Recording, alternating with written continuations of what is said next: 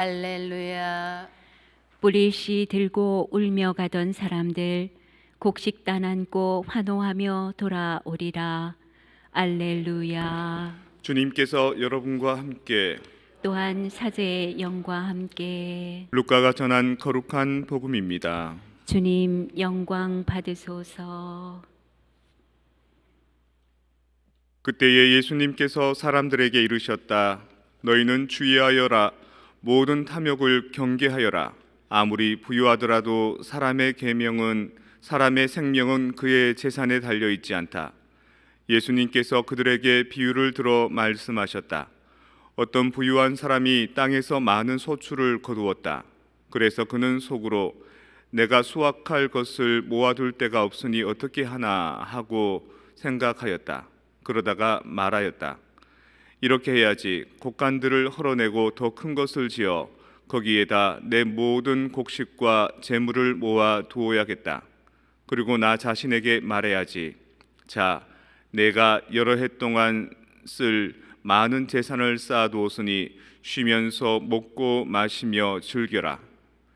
그러나 하느님께서 그에게 말씀하셨다. 어리석은 자야, 오늘 밤에 내 목숨을 되찾아갈 것이다. 그러면 내가 마련해 둔 것은 누구 차지가 되겠느냐? 자신을 위해서는 재화를 모으면서 하느님 앞에서는 부유하지 못한 사람이 바로 이러하다. 주님의 말씀입니다. 그리스도님 찬미합니다. 평화를 빕니다. 평화를 빕니다. 한국 같으면 연휴를 맞아서 친인척들이 함께 모이고 또 아침에 차례를 지내고 했을 텐데 이곳은 생활 환경 리듬 자체가 그렇지 못해서 이렇게 미사로 대신합니다. 저도 한국에 아버지께 전화드렸더니만 저보고 대신 미사 통해서 네가 제사 좀 드려달라고 이런 부탁을 받았습니다. 아마 여러분들도 그런 마음일 겁니다. 같이 조상들을 위해서 연미사 드리고 또 우리 가족들 친지들 위해서 이 미사 중에 기억하는 그런 한가위 미사라는 의미로 오셨을 걸로 믿습니다. 서양 달력이 전파되기 전에 중국에서부터는 옛날 아주 그 경문에 이런 대목이 나옵니다. 7월, 8월, 9월 이 시기 여름이 지나고 난 뒤에 작은 그 가을을 그 맹추라고 얘기하고요. 또 중간 가을을 중추라고 얘기하고 또 마지막 가을을 개추라고 얘기한다 그럽니다. 그러니까 맹추와 개추 사이에 있는 그 중간 가을이 이제 중추절인 거죠. 중추절하고 우리 한가위하고 비슷한 어원을 갖고 있습니다. 한가위 할 때 한이 큰 이런 뜻이고요. 가위가 가운데 이런 뜻이거든요. 그래서 가을의 가운데에서 치르는 큰 행사 이런 말이라 그럽니다. 삼국시대 때부터 이 한가위라는 말을 썼다 그러죠. 그리고 추석이라는 말로 변한 것은 가을 저녁 중에 가장 달빛이 밝고 휘황찬란할 때 그때 이제 그 옛날부터 제관이 또 임금이 제사를 지냈던 예식이 남아 있어서 추석을 그렇게 지냈다 그럽니다. 무엇보다도 이때가 되면 곡식들이 연글죠. 그리고 또 과일들이 결실을 맺고요. 그래서 햇과일 또 햇살 이런 걸로 송편도 만들고 음식도 만들어서 제사 지내고 또 가족 친지들 이웃들이 나누어 먹는 겁니다. 근데 이런 전통은 그 서양력이 이제 지배하게 되는 양력 사회가 되고 난 뒤에서도 계속 이어집니다. 당시 그 영국에서 그 개신교 신앙을 가지고 있던 사람들이 영국 국교회 성공회가 들어서고 난 뒤에 박해를 받죠. 그래서 네덜란드에 조금 숨어 있다가 다시 영국으로 돌아가려고 했는데 못 돌아오게 합니다. 그래서 찾아 나선 곳이 미국 땅입니다. 미국 땅 폴리머스에 도착하게 된 거죠. 그리고 거기에서 혹독한 겨울을 지내고요. 또 원주민 인디언들의 도움을 받아서 옥수수 같은 곡식들을 또 기르는 법을 배웠다 그럽니다. 그래서 첫 해에 102명이 배를 타고 출발해서 배 타고 오다가 한 명이 돌아가시고 또 거기에서 한 명의 아이가 출생해서 102명이 그대로 인원수는 그대로 이제 폴리모스에 도착했는데 그 다음 해에 겨울을 나면서 40명 가까이가 괴질병으로 돌아갔다 그럽니다. 그래서 뭐 캐나다 가면 단풍나무로 이 약간 그 액상을 만들어서 설탕처럼 만들어서 먹는 그게 있지 않습니까? 이름이 뭔지 시럽 만드는 거. 그걸 이제 인디안들이 가르쳐줘서 이제 그때부터 버틸 수 있었고요. 그리고 곡식이 이제 익는 시기가 11월 한 넷째 주쯤 되면 곡식이 익어서 그때 성경에 나오는 초막절을 지냈다 그럽니다.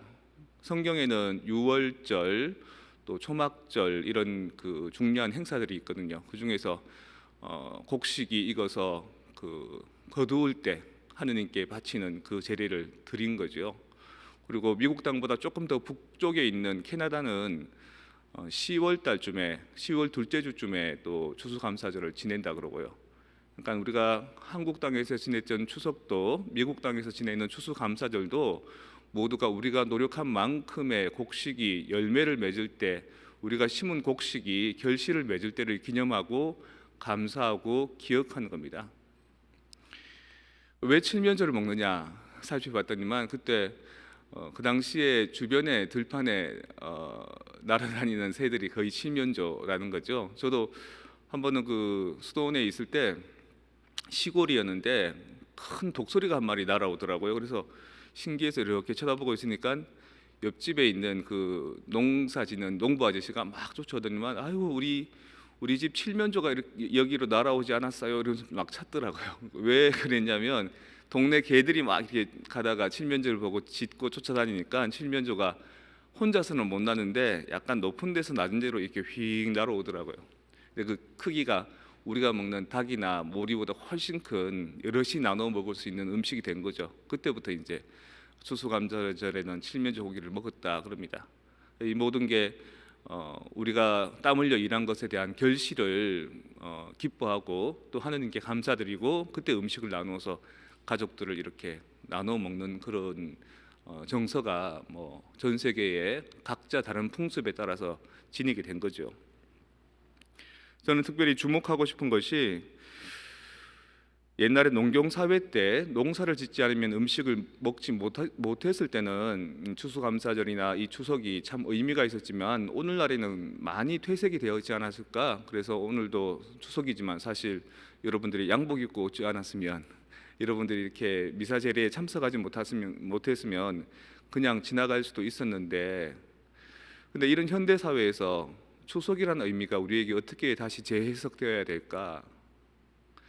우리가 땀 흘려 일한 것에 대한 결실, 사실 그 결실은 꼭 이때가 아니라도 날 텐데 그렇다면 우리가 진짜 감사해야 될 결실은 무엇일까? 자녀들일 겁니다. 자녀들. 우리가 낳아 기르고 공부하고 성장하고 시집장가간 그 자녀들이 살아가는 그 모습들, 그런 모습들을 명절을 맞아서 한번 전화라도 또 얼굴이라도 보면서 함께 챙기는 그 마음들, 그리고 눈에 보이는 내 가족 친지들도 챙기지만 눈에 보이지 않는 돌아가신 우리 부모 형제들도 또 조상들도 기억할 수 있는 그 의미, 그게 오늘의 추석의 의미가 아닐까 싶은 생각을 해봅니다. 오늘 우리 성프란치스코 한인성당 교우들 이렇게 추석을 지내기 위해서 오셨습니다. 마치 한국에서 이른 아침 정장을 차려입고 제사 지내려고 모인 것처럼 미사도 제사의 의미가 있죠. 하느님께 드리는 경건한 제사. 그리고 미사는 한 가지 더 있습니다. 잔치의 의미도 있습니다. 기쁘게 우리 삶을 서로 나눌 수 있는 잔치의 의미. 오늘 이 미사 중에는 추석 명절을 맞아서 여러분들이 그래도 우리 참 잘 살고 있구나. 그래 우리가 한 해 동안 행한 것들이 이 결실의 계절에 얼마나 내가 잘 살아왔는가를 한번 되새김질하는 시간이 되었으면 좋겠습니다.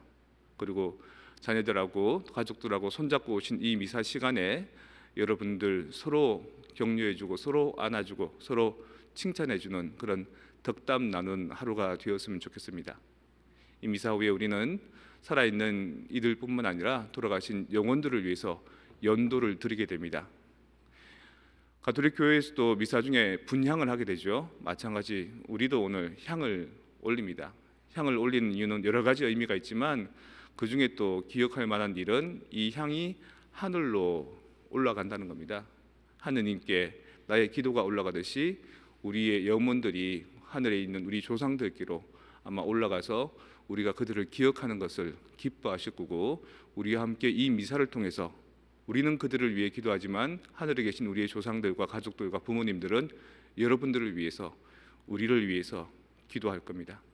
저도 이 미사 중에 먼저 돌아가신 우리 어머니 또 우리 조상들 기억할 겁니다. 여러분들도 여러분들의 가족들, 친지들, 그리고 특별히 눈앞에 같이 두고 보고 살았지만 이제는 보지 못하는 많은 이들도 이 미사 중에 함께 기억해 주셨으면 좋겠습니다. 모두 일어나셔서 우리의 기도를 함께 바칩시다. 형제자매 여러분, 주님의 품 안에서 죽은 이들을 영원한 안식으로 이끌어 주시는 하느님 아버지께 우리의 간절한 바람을 아뢰읍시다. 교회를 위하여 기도합시다. 모든 민족들의 아버지신 주님, 전 세계 교회를 굽어보시어 저마다 아름다운 모국어로 주님을 찬미하며 서로 사귀고 섬기고 나눔으로써 가정과 이웃과 사회에 주님의 사랑을 전하는 표지가 되게 하소서. 주님, 저희의 기도를 들어주소서. 이민자들의 평화를 위하여 기도합시다. 평화의 주님, 민족의 명절인 한가위를 맞이하는 이민자들을 굽어 살피시어 안정된 생활 속에서 미래를 꿈꾸며 지역사회와 문화에 적응하며 평화롭게 살아갈 수 있도록